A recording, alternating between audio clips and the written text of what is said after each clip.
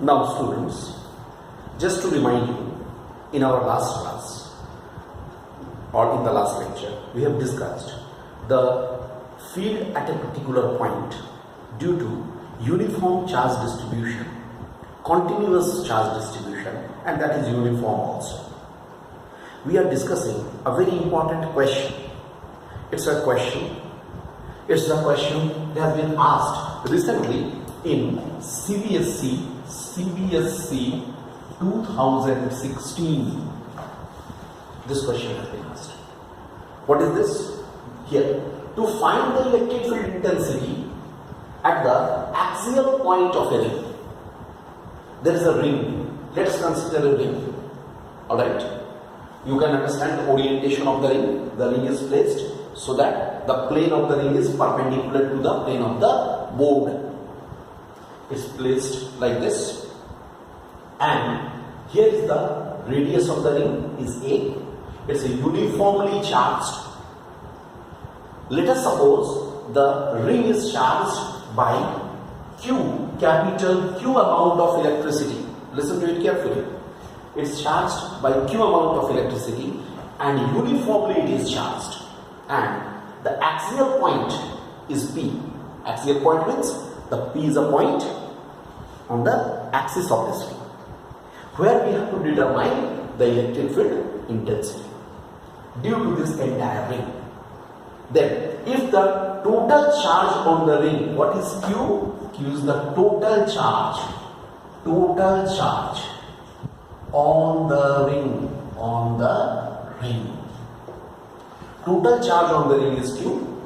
Then we have linear density of charge.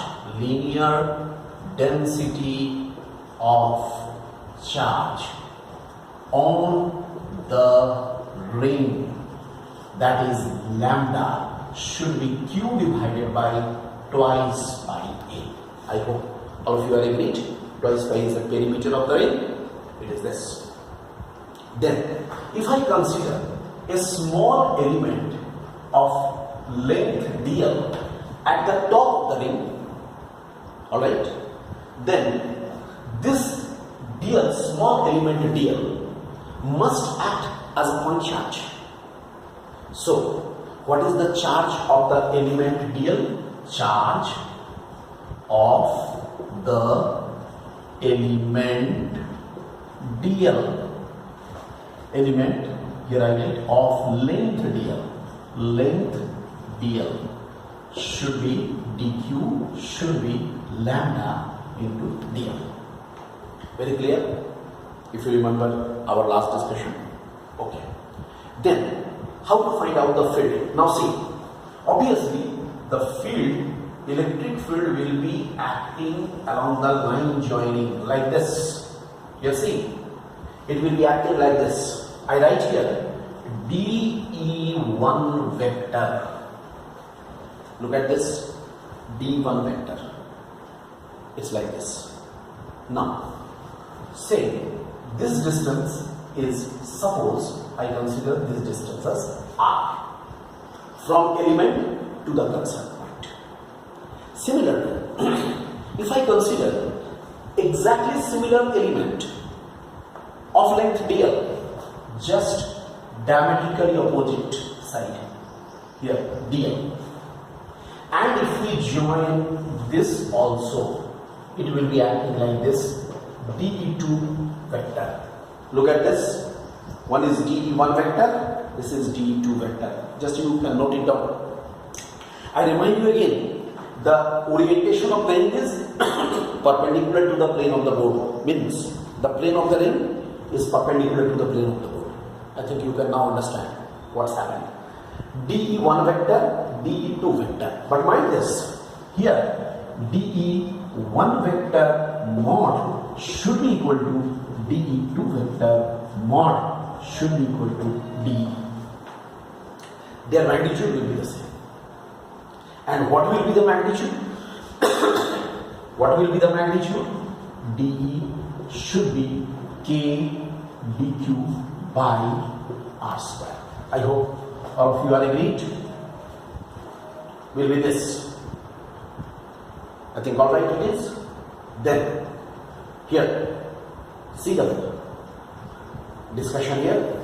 In this, if I consider this angle as theta, then definitely geometrically this angle will also be equal to theta. Then vertically opposite angle, this angle is theta, and this angle is also theta. Look at this. Here, I hope you have noted it down. This thing, my dear student, I just remove this one from here. I just remove this line, only this line.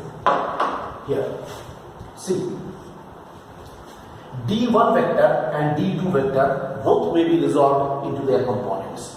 D1 vector, this is, it has a component dE cos theta around this, dE sin theta like this.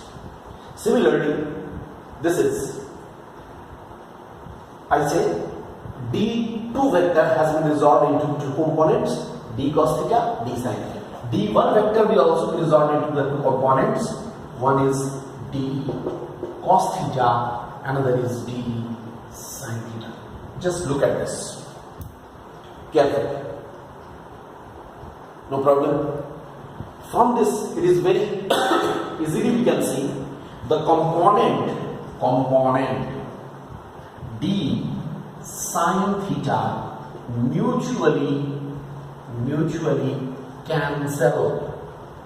mutually cancel. So what is there? Only d cos theta is only remaining here.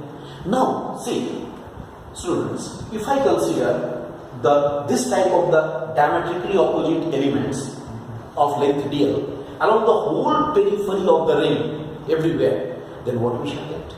There will be so many d cos theta along the axis, but all d sin theta components will mutually cancel each other.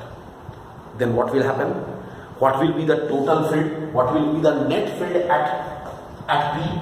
I will write net field at P should be here, that is E must be dE cos theta. Why? Because you know, in physics always the summation is replaced by the integration. Here, how many d cos theta is there?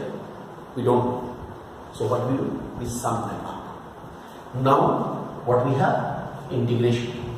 Here dE, you can find out the value of d, k dq by r square into cos theta. Or we can write integration of k as usual, dq may be written as dq is lambda into dl divided by r square into cos theta. Look at the steps. E must be equal to, k should be outside, lambda should be outside, both are the constant quantities, right? And let us see here, integration sign, there must be k and lambda has come out, dl by r square into cos theta. From the figure, cos theta should be x by r. Then how much we are getting? We are getting, see, x, r, everything is constant. That means k lambda x by r cube integration of dl. Look, integration of dl. And what will be the limit of integration? It should be definitely 0 to twice pi a. I hope you all are agreed to this. That means what we can say here, k lambda x by r cube into twice pi a.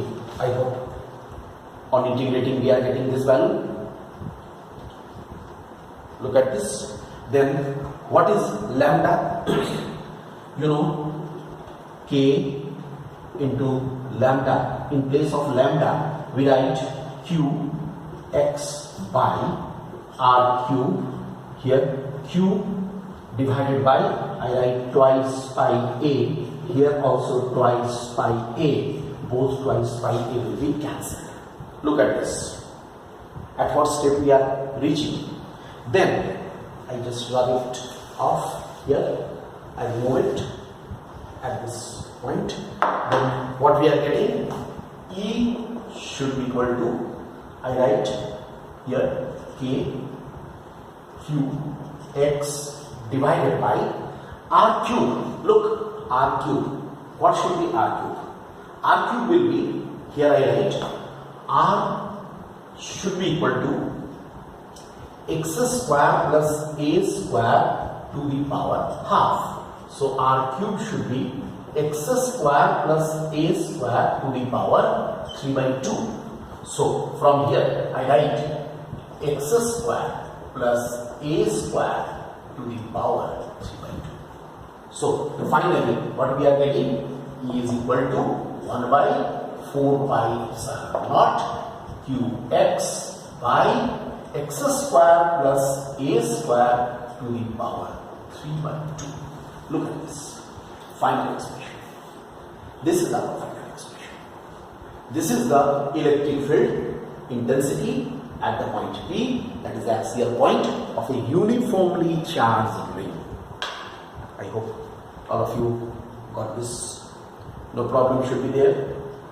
So final expression, we are getting this.